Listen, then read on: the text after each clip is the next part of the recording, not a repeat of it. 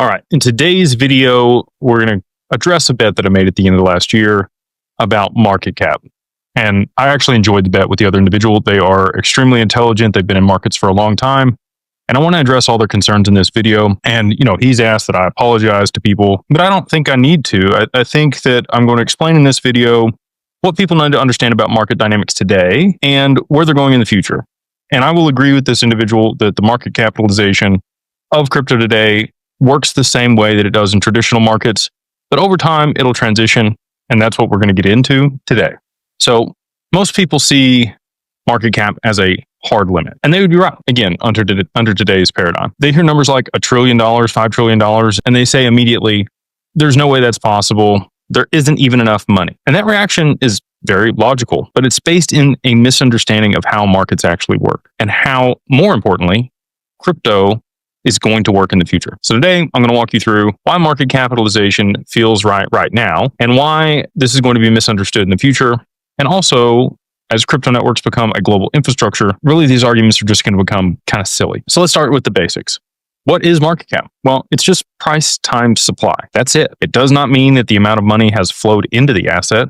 It means that there's an implied value based on the last trade at the margin in a market. In stock markets, this works reasonably well because the shares are all representation of ownership and capital moves slowly.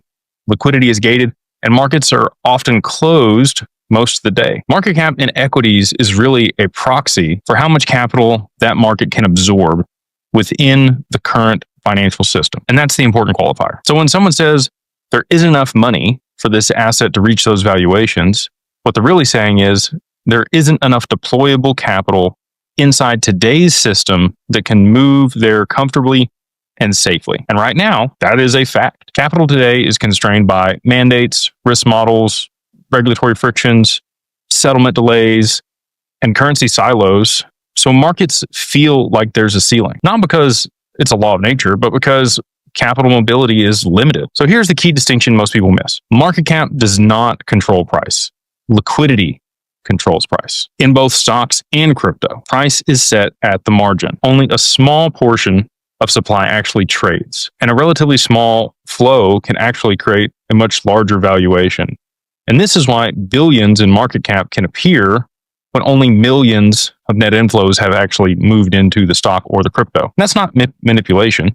That's just how these markets work. So again, as of today, crypto uses the same market cap formula, but it lives in a completely different structure.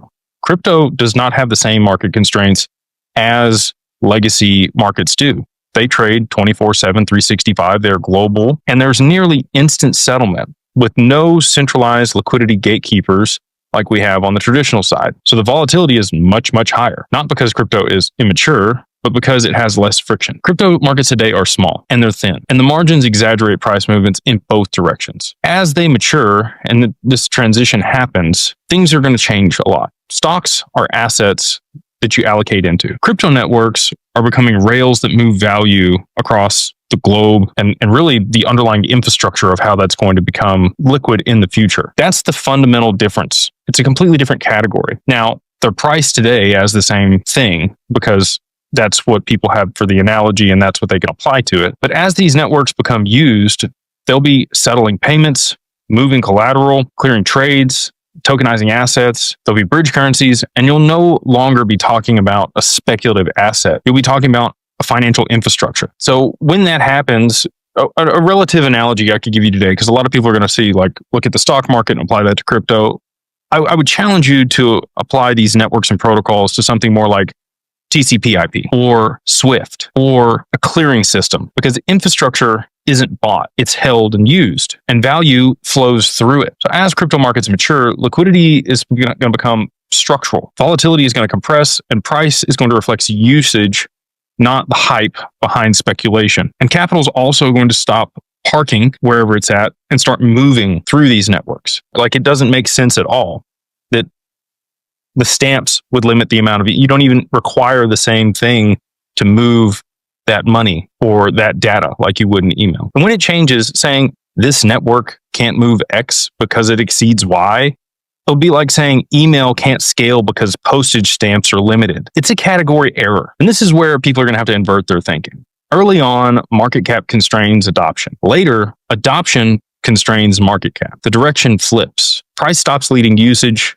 and usage starts leading price. And when that happens, valuations expand non-linearly. Networks become invisible, but they're indispensable. They will be the bedrock of how things move. And the biggest gains are already behind the headlines when that happens. Market cap arguments today are not stupid. They're actually very valid, and those espousing those things are very intelligent people. They're just locally correct for today's system. But as the system changes, and when you try to value tomorrow's global infrastructure using yesterday's frameworks, you're systematically underestimating it. And that's not just my opinion.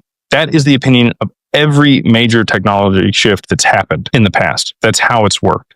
The frameworks have shifted. The way things are valued shift, and insights and market cap continues to expand far beyond what people would have thought, a decade ago. So hopefully this helped clarify things for you, and we'll keep breaking down the structure behind the price, because that's where the real conviction comes from. Until then, we'll see you on the next one.